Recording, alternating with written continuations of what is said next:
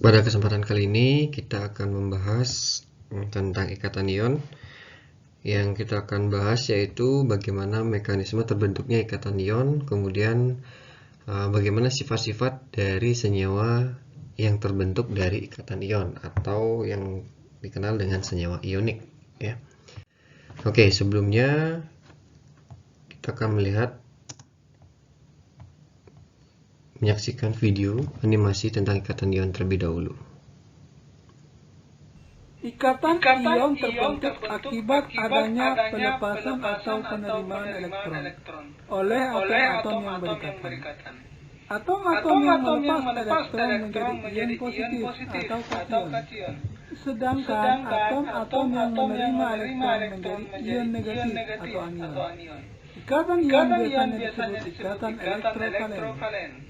Senyawa yang memiliki ikatan ion disebut senyawa ionik. Senyawa ionik biasanya terbentuk antara atom-atom unsur-unsur logam dan non-logam. Atom unsur non-logam cenderung melepas elektron membentuk ion positif, dan atom unsur non-logam cenderung menangkap elektron membentuk ion negatif.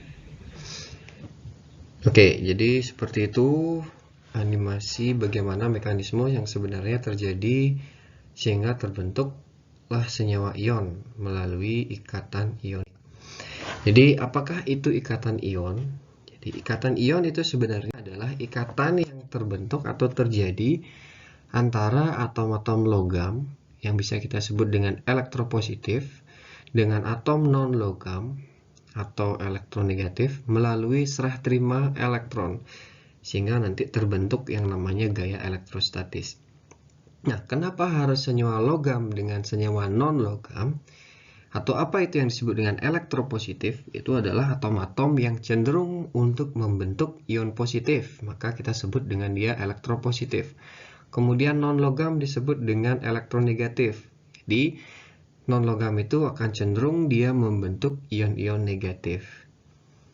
Nah, melalui serah terima elektron. Kenapa bisa serah terima elektron? Ya, karena atom logam biasanya dia melepaskan elektronnya untuk mencapai keadaan yang stabil konfigurasinya. Kemudian elektron yang dilepaskan oleh atom logam itu akan ditangkap oleh atom non-logam, sehingga membentuk ion negatif. Kemudian gaya elektrostatisnya dari mana? Gaya elektrostatisnya itu adalah dari ion positif dengan ion negatif, ya. Jadi positif dan negatif itu akan cenderung tarik-menarik sehingga dia akan membentuk suatu ikatan yang di kimia disebut dengan ikatan ion. Nah, itulah sebenarnya ikatan ion itu sendiri. Nah, contohnya atom Na dan Cl, ya. Ini diambil dari Google, ya, fotonya atau gambarnya. Atom Na, ya, dia memiliki konfigurasi 3s1 di mana elektron valensinya adalah 1.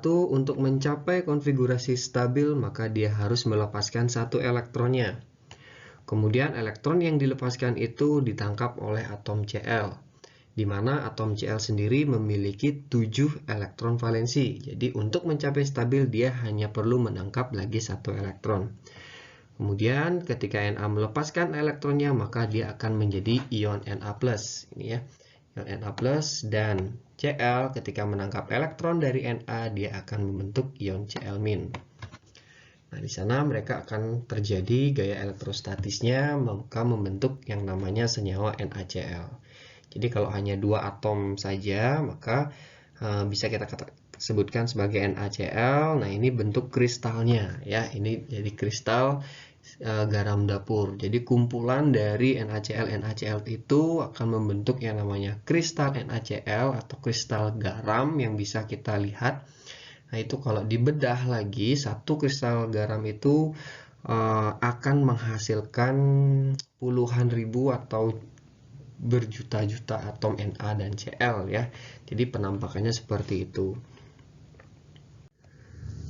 Nah, kemudian ada pertanyaan selanjutnya. Mengapa antara atom Na dan Cl terbentuk NaCl atau senyawanya adalah NaCl? Atau NaCl ini, penulisan NaCl ini adalah rumus kimianya, ya, atau rumus molekulnya.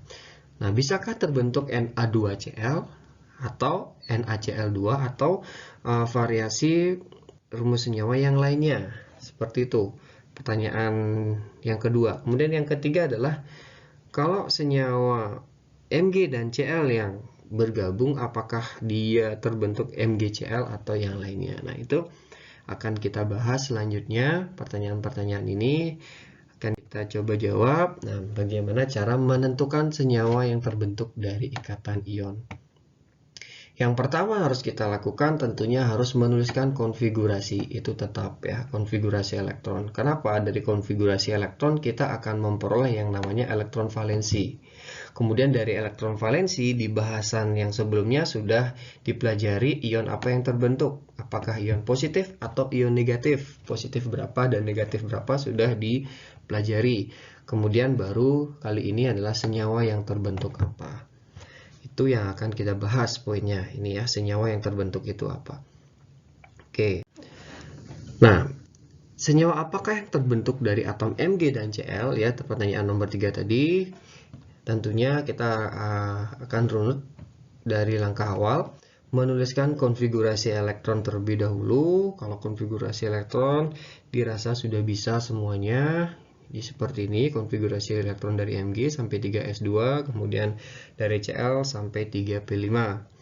Kemudian yang selanjutnya adalah jumlah elektron valensinya. Ya, kalau Mg maka dia blok kulit terakhirnya adalah 3s, maka digunakan elektron pada s-nya. Jadi elektronnya 2. Terus kalau Cl ini ada 3s dan 3p, berarti kita jumlahkan elektron di S dan elektron di P, maka jadinya Cl itu elektron valensinya 7. Kemudian diingat lagi aturannya, apakah Mg itu membentuk ion positif atau negatif.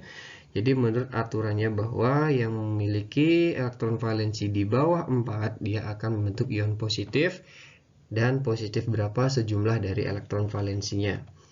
Maka Mg itu akan menjadi Mg plus 2. Oke, kemudian kalau Cl dia elektron valensinya 7, jadi yang lebih dari 4 atau lebih sama dengan 4 dia akan membentuk ion negatif. Ion negatif berapa? Nah, itu akan mencapai 8 ya, berapa kekurangannya.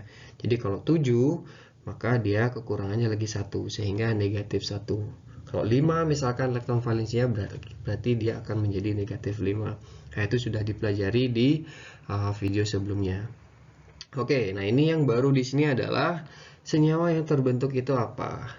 Ya, apakah MgCl, apakah Mg2Cl, apakah MgCl2 atau yang lainnya? Nah, tentunya di sini secara matematisnya atau secara mudahnya gitu ya. Ketika Mg plus 2 ditambah dengan Cl min 1, dia akan menjadi MgCl2. Ya, seharusnya ini tanda panah ya, tidak sama dengan, harusnya ini tanda panah dipakai di sini. Jadi menurut reaksi kimianya. Nah, sederhananya untuk mencapai apakah kenapa dia bisa mencapai MgCl2? Nah, sederhananya itu adalah jumlah muatan dari Mg, yaitu 2-nya akan menjadi dari Cl atau jumlah Cl-nya, kemudian 1 dari Cl min-nya itu akan menjadi jumlah dari Mg-nya. Jadi dikali silang seperti itu ya. Jadi sederhananya seperti itu. Kalau misalkan dia ada di sini, contohnya misalkan A, nih ya, ada A dia plus 3, seandainya di sini plus 3. Oke, seperti ini. Kemudian ditambah dengan misalkan B. Oke. Misalkan B itu dia min 2. Nah, min 2. Oke, kira-kira dia akan membentuk senyawa apa? Nah, itu disilang dia ya. Jadi 3-nya ini akan menjadi jumlah B-nya, kemudian 2-nya ini akan menjadi jumlah dari A-nya. Berarti jadinya A2 ya. Jadi tulisannya di bawah. Kemudian B3 gitu. Ya, jadi dikali silang, itu sederhananya ya. Untuk cara cepatnya bagaimana mencari atau senyawa apa yang terbentuk. Apakah ini pasti? Ya, pasti. Boleh tidak dia menjadi Mg2Cl? Itu nggak bisa. Nah, kenapa tidak bisa? Ya, karena penjelasannya seperti ini ya. Ini mudah-mudahan terbaca. Jadi ion Mg itu adalah Mg plus 2. Nah, arti plus 2 itu kembali diingatkan bahwa plus 2 itu artinya atom Mg membentuk ion plus 2. Maka diartikan bahwa harus dia melepaskan 2 elektron. maka dia baru mau menjadi Mg+2 atau mencapai kestabilan dari konfigurasinya.